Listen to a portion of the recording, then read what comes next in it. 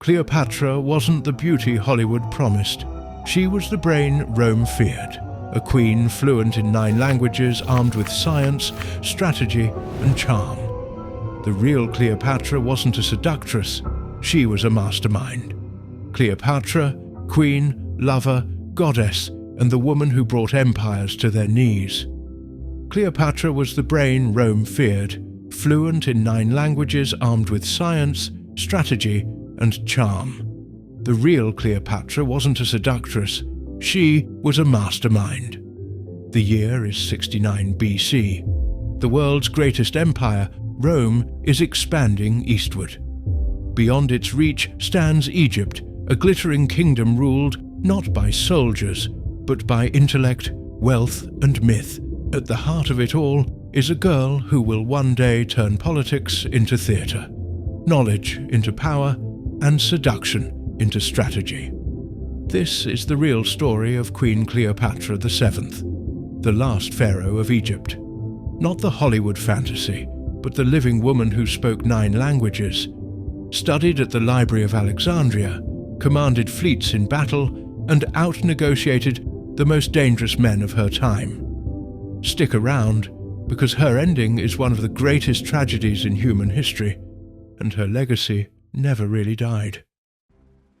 Cleopatra entered the world in Alexandria, a dazzling coastal city founded by Alexander the Great more than 2 centuries earlier. Alexandria wasn't just Egypt's capital, it was the New York City of the ancient world. Marble palaces, lighthouses taller than cathedrals, and the famous Library of Alexandria, the greatest collection of knowledge ever assembled. But here's the twist. Although Cleopatra was born in Egypt, she was Greek-Macedonian. Her ancestor Ptolemy I Soter had been one of Alexander's generals. After Alexander's death, Ptolemy seized Egypt and founded the Ptolemaic dynasty. For 300 years his descendants ruled Egypt, but they spoke Greek, not Egyptian, and treated the locals like subjects rather than citizens. Cleopatra would change that. She became the first ruler of her line to learn the Egyptian language, worship Egyptian gods, and present herself as one of the people.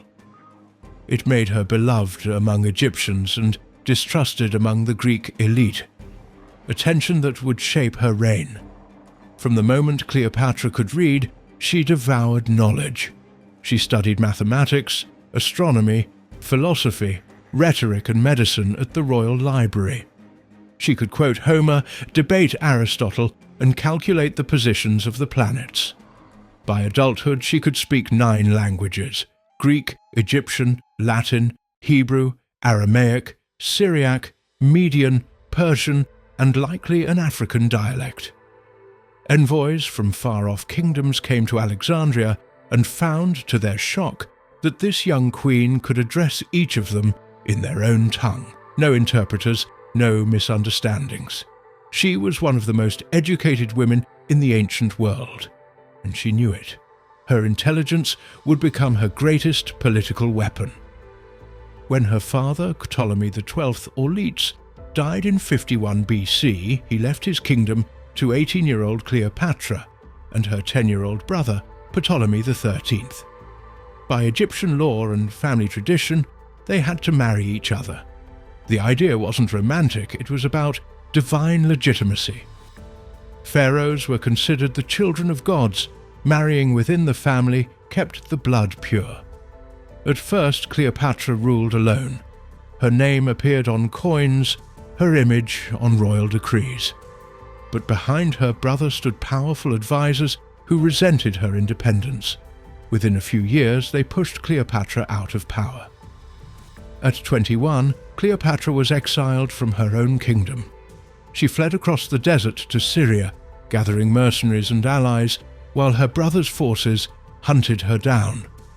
Imagine it, the most brilliant woman of her generation, sleeping in tents, plotting her return to the throne. She knew brute force wasn't enough. To reclaim Egypt, Cleopatra needed an ally strong enough to crush her brother's armies. And one had just arrived on her shores, Julius Caesar, the most powerful man in Rome. But that's a story for later. Before Cleopatra ever met Caesar, she had already learned to use symbolism and spectacle as weapons. She began portraying herself as the reincarnation of the goddess Isis, the mother and protector of Egypt. She wore sacred gowns, performed rituals in public, and made sure her people saw her as both human and divine. It was brilliant propaganda centuries before the term existed. The Ptolemies before her had ruled like foreigners. Cleopatra ruled as an Egyptian. She appeared in temples wearing the double crown of Upper and Lower Egypt, spoke the local tongue in ceremonies, and issued decrees in both Greek and Egyptian. To the people, she was Cleopatra Philopator Nea Thea, the new goddess who loves her father. But to survive, Cleopatra also had to play the Greek world. She entertained scholars, diplomats, and traders from across the Mediterranean, dazzling them with debate and hospitality. She wasn't the exotic temptress Rome would later invent. She was a master politician blending Greek intellect and Egyptian mystique into one irresistible persona. If you picture Cleopatra as a flawless Hollywood beauty, forget it. The real Cleopatra had a strong aquiline nose, sharp chin, and commanding eyes. We know because she put her face on coins, and she didn't idealize herself.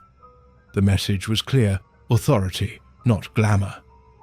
Roman historian Plutarch wrote, "Her beauty was not in itself remarkable, but her voice and conversation were impossible to resist." Her magnetism came from charisma and wit, the ability to make every listener feel like the only person in the room. It worked. Even before Julius Caesar set foot in Alexandria, Cleopatra had already begun shaping her image as a living legend. Meanwhile, Alexandria was boiling. Cleopatra's younger brother, Ptolemy XIII, and his advisors refused to share power. Famine gripped the Nile Delta, and the economy faltered.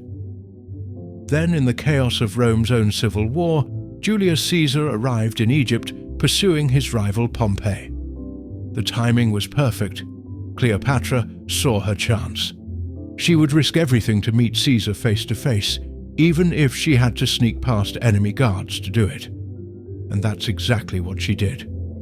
Late one night, Cleopatra had herself smuggled into the royal palace, rolled inside a carpet, or a linen sack depending on the source. When the servants unrolled it before Caesar, out stepped the exiled queen, unarmed, fearless, and unforgettable. That single moment would change the fate of Egypt and of Rome forever. When the carpet unfurled before Julius Caesar, Cleopatra stood before him, 21 years old, radiant, composed, and speaking flawless Greek. Caesar was 52, fresh from civil war, worn from months of travel and deeply intrigued. What began that night wasn't just romance, it was a political alliance between the greatest minds of two worlds. Cleopatra needed Rome's protection to reclaim her throne. Julius Caesar needed Egypt's grain, gold, and harbour to secure his power. Caesar had come to Egypt seeking Pompey, his old rival. Instead, he found Pompey's severed head, a gift from Cleopatra's brother, Ptolemy XIII, meant to earn his favour. It backfired horribly. Caesar was disgusted by the murder and outraged by the lack of respect for Roman honour. When Cleopatra appeared calm and clever, Caesar saw not only beauty, but brilliance. She spoke to him not as a supplicant, but as an equal.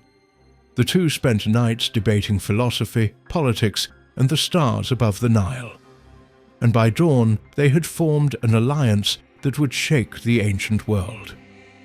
News of Caesar and Cleopatra's alliance reached Ptolemy's camp, and all hell broke loose. The royal palace became a fortress. Ptolemy's army surrounded the palace where Caesar and Cleopatra were holed up. For months, they were trapped. But Caesar wasn't a man who surrendered easily. He sent for reinforcements from Rome and the eastern provinces. When they arrived, the city erupted in civil war. The fighting climaxed at the Battle of the Nile in 47 BC. Julius Caesar led his troops by boat, while Cleopatra commanded Egyptian ships alongside him. Flames engulfed the harbour, and much of the great library of Alexandria burned. Ptolemy XIII fled but drowned in the Nile. When the smoke cleared, Cleopatra was queen once again. Caesar installed Cleopatra as sole ruler, though officially she married another younger brother, Ptolemy XIV, to preserve the illusion of tradition. But everyone knew who truly ruled Egypt. The new queen was unstoppable. She began rebuilding the economy, securing trade routes, and reopening the temples destroyed by war. She created a fleet of merchant ships that brought Egypt enormous wealth from Africa and Arabia. And she didn't just rule from the palace.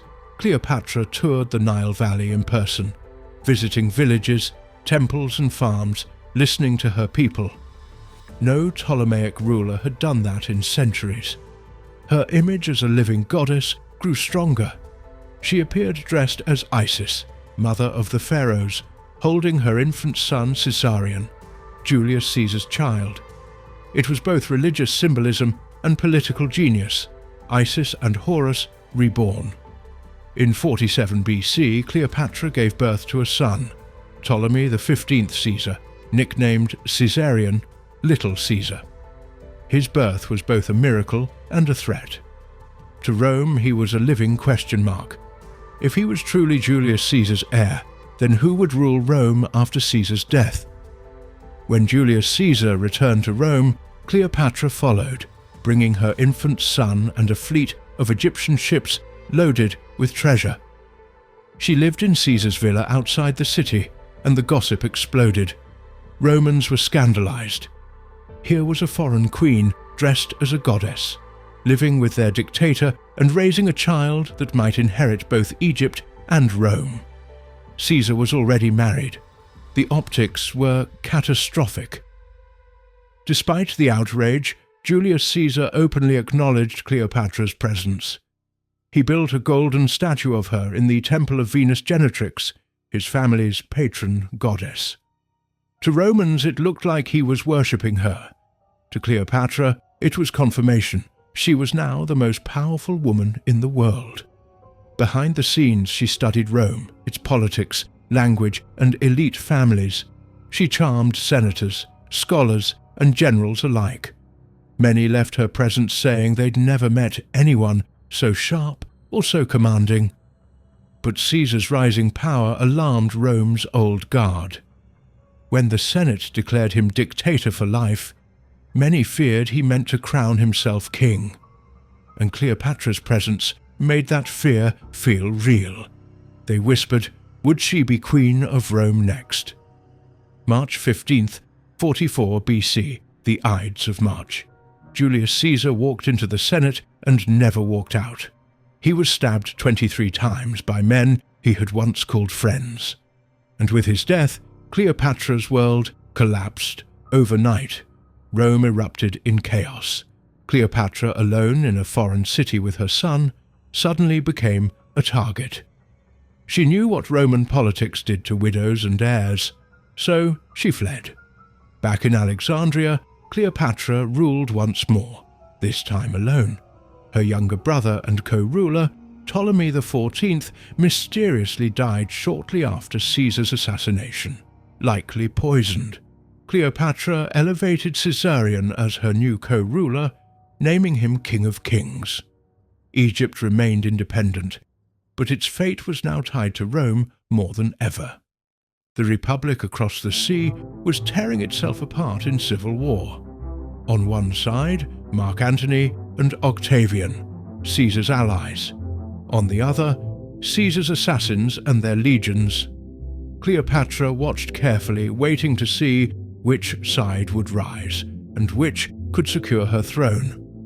But Cleopatra wasn't merely surviving, she was thriving. She restored the Nile's irrigation systems, cut taxes, stabilized Egypt's currency, and sponsored scholars in mathematics and medicine.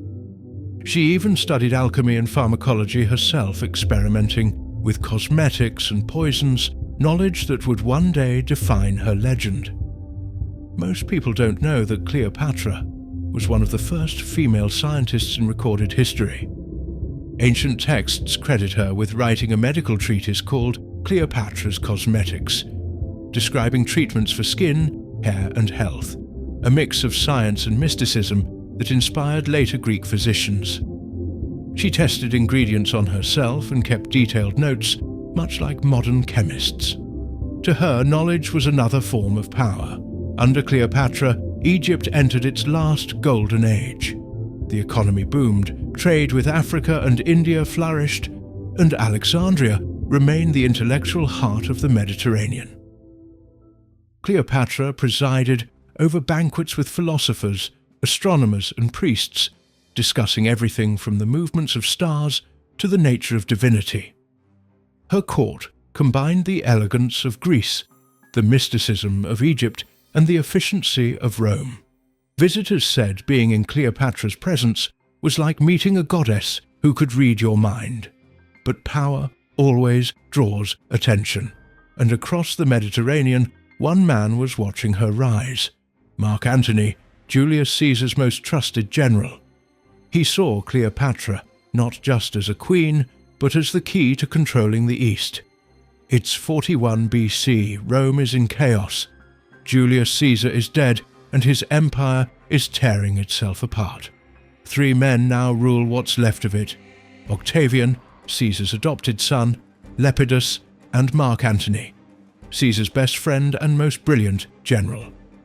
Antony controls the eastern provinces, the wealth of Greece, Syria, and Egypt. But Egypt is no ordinary ally. It's the jewel of the Mediterranean, rich, stable, and ruled by a queen whose intelligence is as famous as her beauty. Antony summons Cleopatra to meet him in Tarsus, in modern-day Turkey. He expects obedience. Instead, Cleopatra gives him a show that will become legend.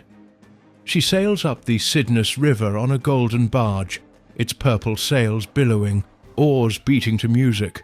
The air smells of incense and roses.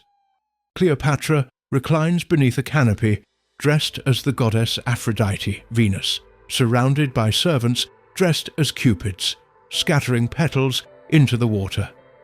Antony, rough, battle-scarred, and impulsive, is stunned.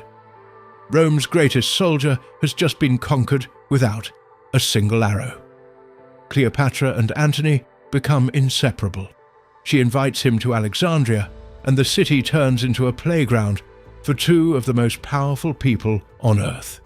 They dine on silver plates, drink wine from golden cups, and play pranks disguised as commoners in the streets. But beneath the laughter was strategy. Cleopatra needed a strong Roman ally to protect Egypt's independence. Antony needed Egypt's money to fund his wars. Together, they were unstoppable. They formed the inimitable Livers Club, an inner circle devoted to luxury, philosophy, and pleasure. Yet their bond was more than indulgence. Antony saw in Cleopatra an equal, someone who could match his ambition and challenge his mind. She saw in him the soldier's strength she had admired in Julius Caesar, but also the recklessness that could destroy them both. By 37 BC, Cleopatra and Antony's partnership had become political. They had 3 children together, twins Alexander Helios and Cleopatra Selene, and a younger son, Ptolemy Philadelphus. Antony declared Cleopatra Queen of Kings, and their children rulers of the East. In a lavish ceremony in Alexandria, Cleopatra sat on a golden throne beside Antony, wearing the crown of both Egypt and Asia. Rome was outraged. To them, Antony had become a slave to a foreign queen, a woman they painted as manipulative, dangerous, even demonic. They mocked her as the woman who bewitched a Roman. But the truth was simpler. Cleopatra was smarter than anyone in Rome wanted to admit. She controlled Egypt's wealth, the grain that fed Roman citizens, and the ports that supplied Roman armies. Through diplomacy, education, and spectacle, she had built a new empire, one ruled by intellect and image, not brute force. While Antony lived in luxury with Cleopatra, Octavian, Julius Caesar's adopted heir, was building power back in Rome. He portrayed Antony as a traitor, corrupted by Cleopatra's charms. He flooded the city with propaganda, coins, speeches, and poems depicting Cleopatra as a serpent, a witch, a foreign temptress who wanted to enslave Rome. The stage was set for war, not between Antony and Octavian, but between Rome and Cleopatra herself. 31 BC, Antony and Cleopatra face Octavian's navy off the western coast of Greece in the Battle of Actium. Cleopatra commands Egypt's fleet in person. 200 ships adorned with purple sails and gold prows. She stands on deck directing from the flagship, the wind whipping through her hair. For hours, her navy fights fiercely, but when Antony's lines begin to crumble, Cleopatra makes a desperate choice.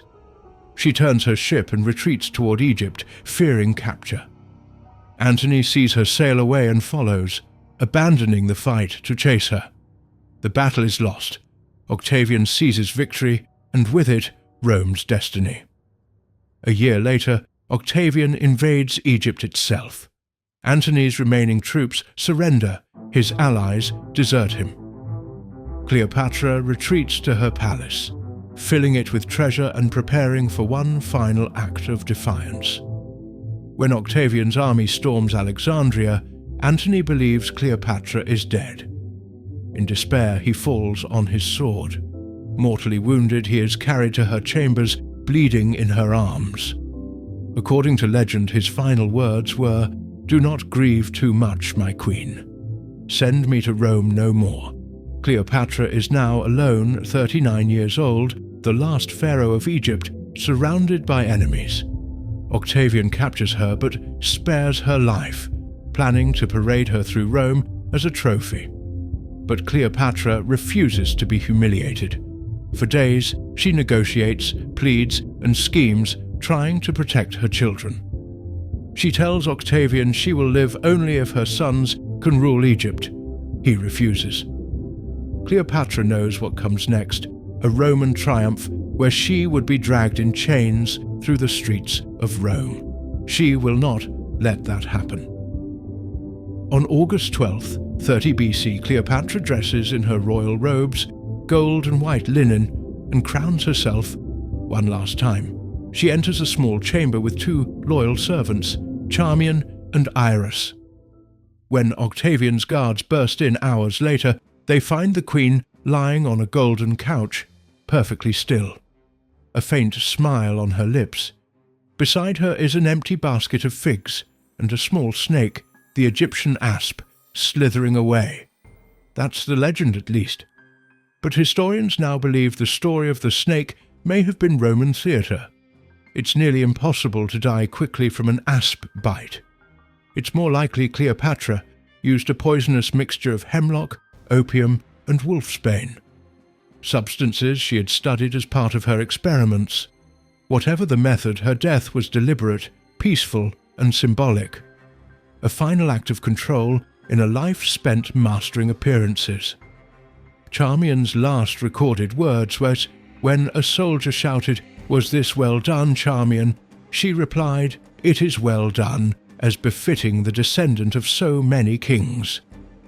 With Cleopatra's death, 3,000 years of pharaohs came to an end.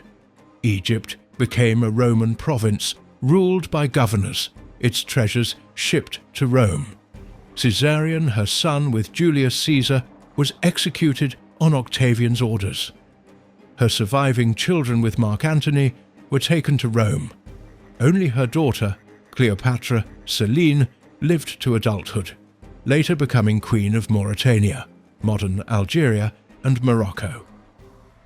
In her, a fragment of Cleopatra's bloodline continued. After Cleopatra's death, Octavian, now Emperor Augustus, rewrote history. He spread propaganda painting her as a manipulative temptress who seduced men and destroyed empires. it was political erasure. If Cleopatra had been brilliant, Rome's conquest would look less heroic. But despite centuries of lies, her legend endured. Her tomb has never been found. Archaeologists believe it may lie beneath the sands near Taposiris Magna, a temple dedicated to Isis, where she may have chosen to rest beside Antony forever. If it's ever discovered, it could rewrite everything we know about her final days. Strip away the myth and Cleopatra wasn't a temptress. She was a scientist, linguist, and strategist who ruled one of history's wealthiest kingdoms. She mastered politics in a man's world, spoke to kings in their own tongues, and commanded armies at sea. She was the first Ptolemaic ruler to become truly Egyptian, the last pharaoh and the only one whose name still holds power 2,000 years later. Her reign ended an era, but her story defined one. Cleopatra was more than a queen. She was a symbol of the eternal struggle between intellect and empire, freedom and domination, love and power. She proved that power can wear perfume, that leadership can smile, and that brilliance can outshine the myths written by its enemies.